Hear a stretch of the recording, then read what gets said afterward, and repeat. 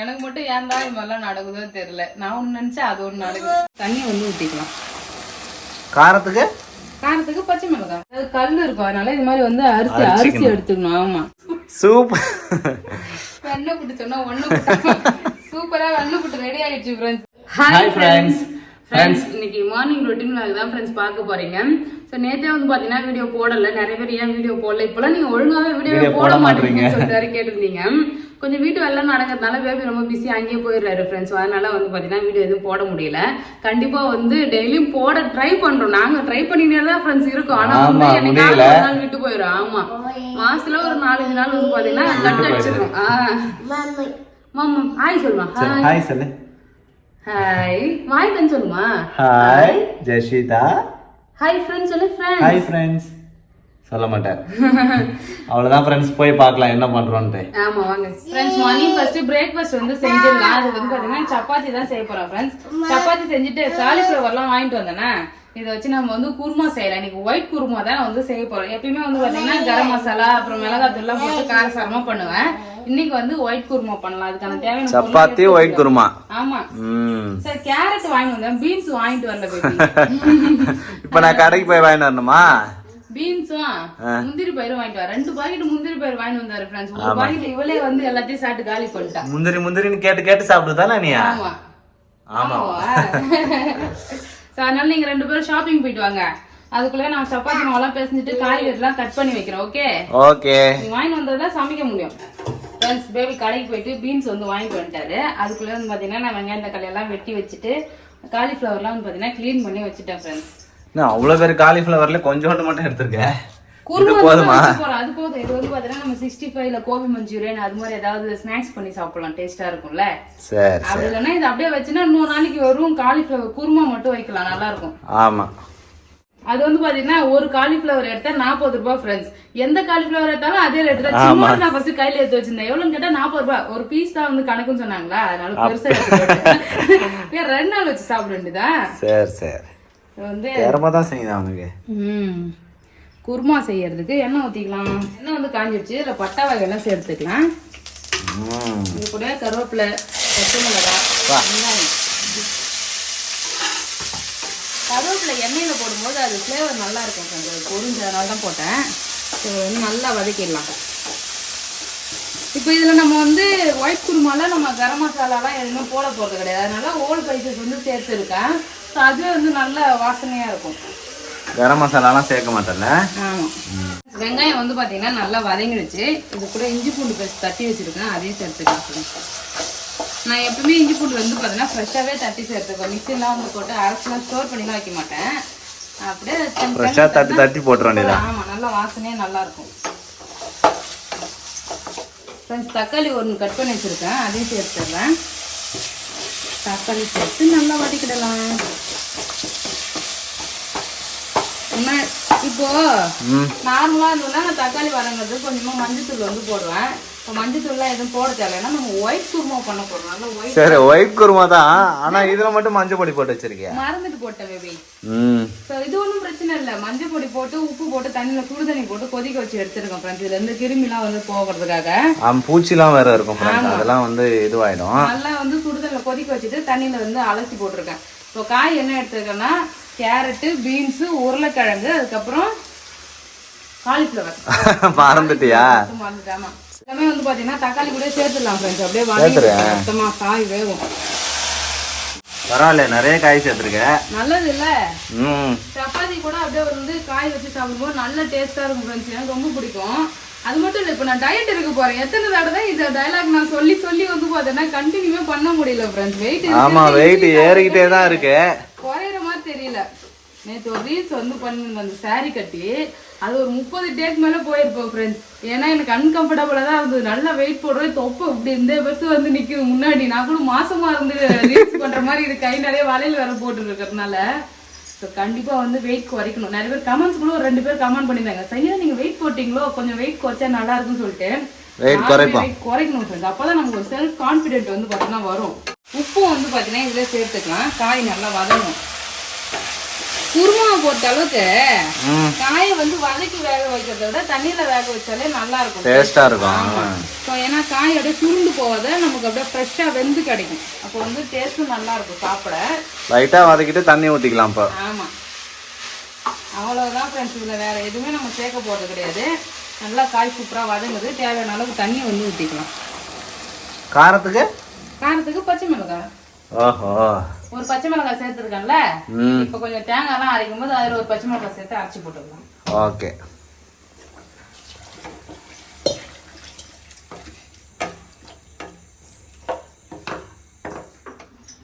என்ன செய்தா? கரண்ட் நின்று போச்சு. என்னாச்சு? குருமா கோச்சிட்டே இருக்கு. ஒயிட் குருமா செய்யலாம் நான் செஞ்சுட்டு இருக்கேன். இப்ப தேங்காய் அரைச்சி ஊத்துனா தானே நல்லா இருக்கும். என்னடி அவர் சாப்பிட்றாரு, அதனால அம்மா அம்மான்னு கூட்டு காட்டுறாரு. சப்பாத்தி வந்து பாத்தீங்கன்னா போட்டுன்னு இருக்கேன் ஃப்ரெண்ட்ஸ். கரண்ட் வர நின்று போயிடுச்சு. கரண்ட் வந்ததுன்னா வந்து வச்சுங்களேன் தேங்காய் அரைச்சி ஊத்தணும். ஆமா, தேங்காய் பச்சை மிளகாய் அதுக்கப்புறம் வந்து பாத்தீங்கன்னா கசகசா முந்திரி எல்லாம் அரைச்சி ஊத்துனாதான் ஒரு குருமானா. தேங்காய் இருந்தாதான் அது குருமா. அப்படியே வந்து பச்சை தண்ணி மாதிரி இருக்குது. தேங்காய் அரைச்சி ஊத்தினாதான் நல்லா ரெடி ஆகும். கரண்ட் வருமா வராதா அதுதான் எனக்கும் தெரியல. எப்படி சாப்பிடுறது? அப்புறம் வேக வச்ச சூப்பு மாதிரி ஆயிடும். சூப்பு தான், வெஜிடபிள் சூப். மிளகாத்தூள் போட்டு கொதிக்க வச்சா குழம்பு மாறிட போகுது. அப்படியா? சரி, அது இல்லன்னா இது அப்படி மாத்திக்க வேண்டியதான். கரண்ட் வரலன்னா அதுதான் குருமா, இல்லைன்னா குழம்பு. சஷ்விதா இங்க பாருங்க ஃப்ரெண்ட்ஸ், சஷ்விதாக்கு சாப்பிட்றதுக்கு சப்பாத்தி கொடுத்தா தட்டை இங்க வச்சுட்டு அவர் தனியா அவர் பிளேட்ல வச்சு சாப்பிடுறாரு. அதுல வச்சு சாப்பிட கூடாது, அதுல ஸ்நாக்ஸ் போட்டு கொடுத்தேன். கரண்டில கிண்டி கிண்டி சாப்பிட்டா. என்ன பண்ற திஷ்டா? இங்க சாப்பாடு வச்சுட்டு சேட்டை பொண்ணு பாது.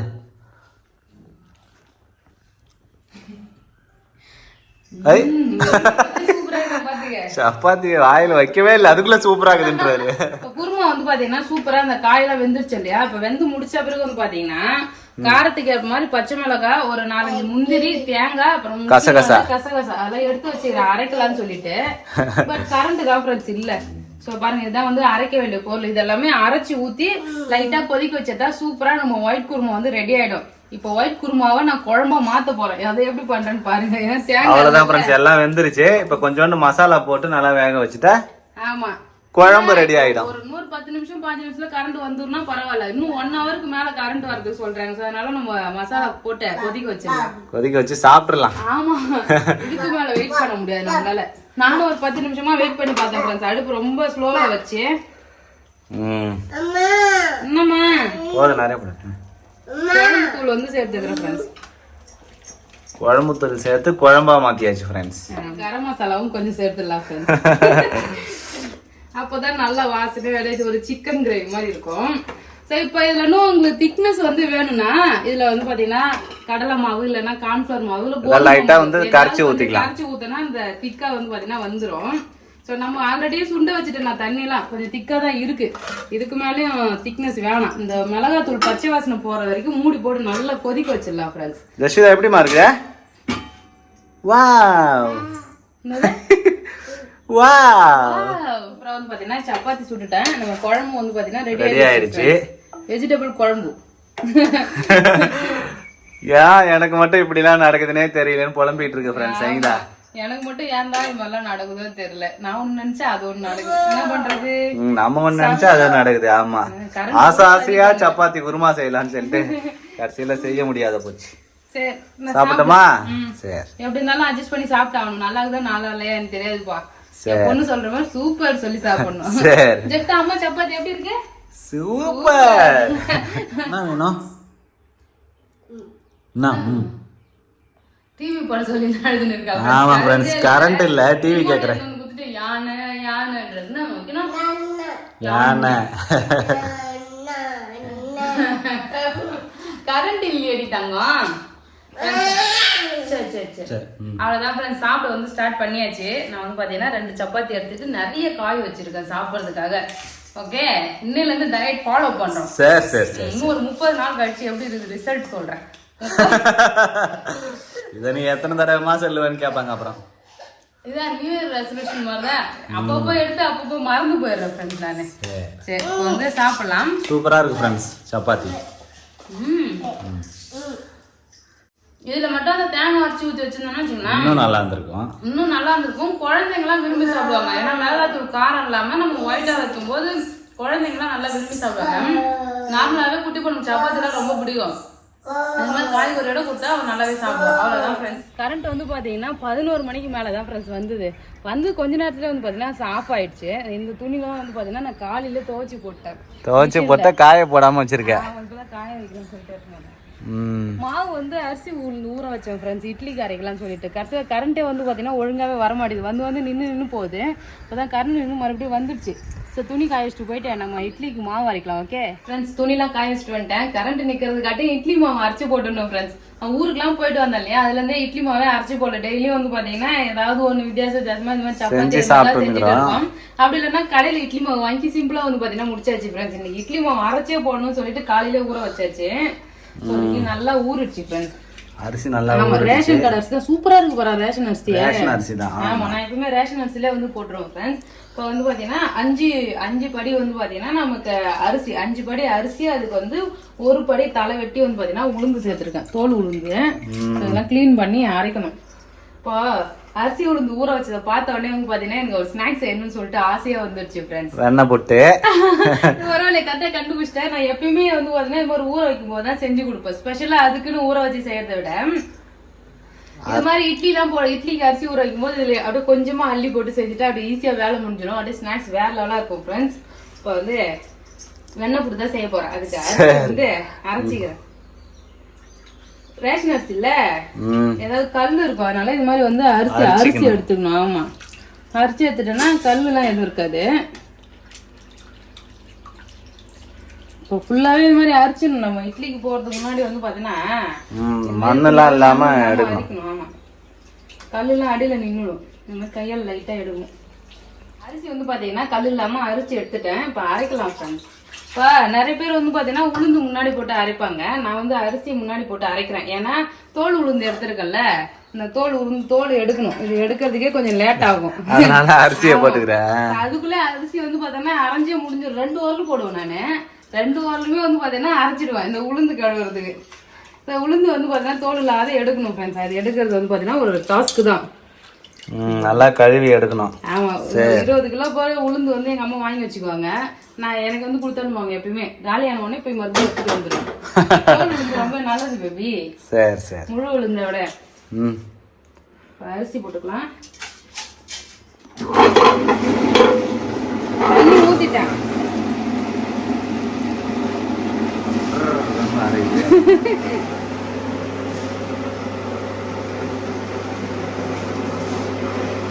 ரெண்டு டைமா போட்டு அரைச்சிக்க வேண்டியதான். ஆமா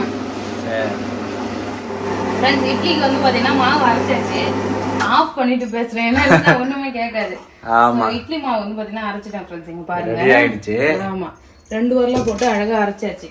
கொஞ்சம் வந்து நொய்யா அரைச்சாதான் இட்லி வந்து நல்லா இருக்கும். ஸோ நான் வந்து பாத்தீங்கன்னா இட்லிக்கு தனியா தோசைக்கு தனியா அரைக்க மாட்டேன். ஒரே மாவு வந்து அரைச்சிடுவேன். ஆனால் இட்லிக்கு வந்து பாத்தீங்கன்னா கொஞ்சம் நொய் விட்டு அரைக்கணும். தோசைக்கு கொஞ்சம் நைஸா இருந்தா நல்லா இருக்கும். ஸோ நம்ம எப்பயுமே வழக்கமா வந்து பாத்தீங்கன்னா ஒரே மாவு தான். ஒரே மாவு வந்து இட்லியும் சுட்டுக்கலாம், தோசையும் அரைச்சிக்கலாம். ஆமா, இந்த மாவுல இப்ப வெண்ணெய் போட்டு நம்ம செஞ்சுக்கலாம். ஓகே, அப்படியா? சரி ஃப்ரெண்ட்ஸ், இந்த மாவுல இருந்தா இப்ப நம்ம வெண்ணெய் புட்டு வந்து செய்ய போறோம். கொஞ்சமா வந்து மாவு எடுத்து தண்ணியில கரைச்சிக்கலாம். ஓகே, பாருங்க உளுந்து வந்து பாத்தீங்கன்னா நான் கழுவி வச்சுட்டேன் உளுந்து அரைக்கிறதுக்கு. இப்போ நம்ம ஸ்நாக்ஸ் செஞ்சுட்டு அதுக்கப்புறமா உளுந்து அரைச்சிக்கலாம். சரி, மாவு வந்து பாத்தீங்கன்னா அரைச்சிட்டேன். இப்போ இதுல இருந்து எடுத்து நம்ம வெண்ணெய் புட்டு வந்து செய்யலாம். சரியா? அரிசி மாவு அரைச்சானே ஒரு ஸ்நாக்ஸ் தான். ஆமா, உளுந்து அரைச்சுன்னா வச்சுங்க, உளுந்துல இருந்து உளுத்தங்கஞ்சி வந்து செய்வாங்க. எங்க அம்மா வந்து உளுத்தங்கஞ்சி அப்பப்போ செஞ்சு கொடுப்பாங்க. எப்ப பார்த்தாலும் நம்மளுக்கு ஸ்நாக்ஸ் ஞாபகம் தான் வருது. ஆமா பேபி, ஈஸியா சிம்பிளா முடிச்சிடலாம்ல. அதிகமா காசும் செலவு கிடையாது, எதுவுமே கிடையாது. ஃப்ரெண்ட்ஸ், 2 கரண்டி அளவுக்கு வந்து பாத்தீங்கன்னா மாவு இட்லி மாவு எடுத்திருக்கேன்.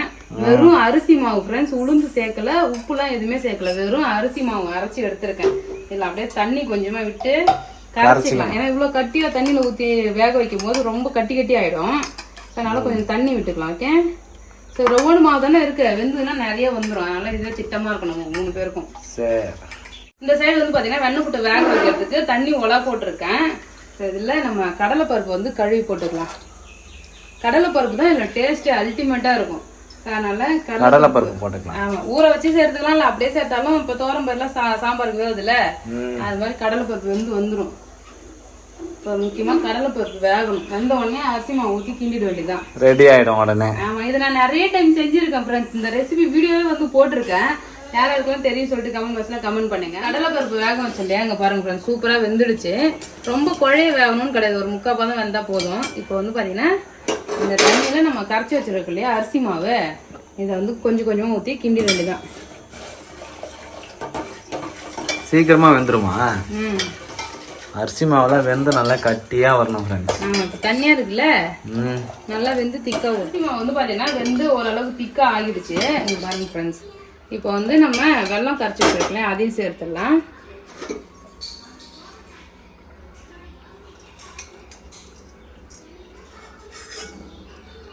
கரைச்சி வச்ச வெல்லமும் சேர்த்தாச்சு. இப்போ வெல்லம் சேர்த்து நல்லா திக்காகிற வரைக்கும் வேக வைக்கலாம். இப்போ கலரே சூப்பராக இருக்கும் வெல்லம் சேர்த்த பிறகு தான். வெண்ணெய் புட்டு வெல்லம் கலர்ல ஆயிடுச்சு. ரொம்ப பாயாசமா தான் இருக்கு ஃப்ரெண்ட்ஸ். இது வரைக்கும் இந்த மாதிரி ஒரு வெண்ணெய் புட்டு சங்கீதா செஞ்சதே கிடையாது. ஏன் இப்படி ஒரு பிளாப்பா செய்யுதுன்னு எனக்கே தெரியல. பாப்போம், இல்ல ரிசல்ட் பாப்போம். ஒரு தண்ணி பத்தாதுன்னு பயிர் வேகும் போதே கொஞ்சம் எக்ஸ்ட்ரா தண்ணி ஊத்துங்க. சரி சரி. பார்த்தா ரொம்ப தண்ணியாவே இருக்கு. வெள்ளம் தண்ணியும் கரைச்சி ஊத்தின பிறகு இன்னைக்கு எல்லாமே எப்படி போகுதுன்னே தெரியல. ஏன் இப்படி நடக்குதுன்னே சங்கீதாக்கு தெரியல ஃப்ரெண்ட்ஸ். நீ நேரமே சரியில்லைன்னு நினைக்கிறேன். காலையில தான் வெள்ளை குருமா பண்ண கரண்ட் நின்று போய் குழம்பு பண்ணேன். இப்ப வெண்ணெய் புட்டு பண்றன்ற பேர்ல வெள்ளை பாயாசம் பண்ணி வச்சுக்கிறேன். ரெடி ஆயிடுமா பாப்போம். வேணா ஸ்பூன் போட்டு அப்படியே சாப்பிட்டேன்னு. இப்ப பருப்பு பாயாசம்லாம் இருக்குல்ல, அது மாதிரி அரிசி பாயாசம் இது வரைக்கும் கேள்விப்பட்டே இருக்க மாட்டாங்க. கரெக்டா? இப்பதான் நீ தான் தயாரிக்கணும். இப்ப தேங்காய் பூலாம் போட்டா இது பாயாசம் பேபி. சரி, பாக்கு நல்லா சூப்பரா இருக்கு. நம்ம ஏன் பாயாசமா மாத்திக்க கூடாது பேரை? இப்ப மாத்திர வேண்டியதா? குருமா குழம்புன்னு மாத்தணும்ல, அது மாதிரி வெண்ணெய் புட்டை வந்து நம்ம பாயாசம் மாத்திக்கலாம். பாப்போம் ஃப்ரெண்ட்ஸ், வேகட்டும், வெந்ததுக்கு அப்புறம் பார்க்கலாம். கரெக்டா வந்துரும் மேபி ஃப்ரெண்ட்ஸ். சூப்பரா வந்து பாத்தீங்கன்னா வெண்ணெய் புட்டு கட்டி ஆயிடுச்சு. இங்க பாருங்க, இப்பதான் பாயாசம்னா அதுக்குள்ள வெண்ணெய் புட்டே ரெடி ஆயிடுச்சு போல இருக்கு. அவ்வளவுதான், இந்த அளவு திக்கானா போதும். ஆறணும்னா ரொம்ப கட்டி ஆயிடும்.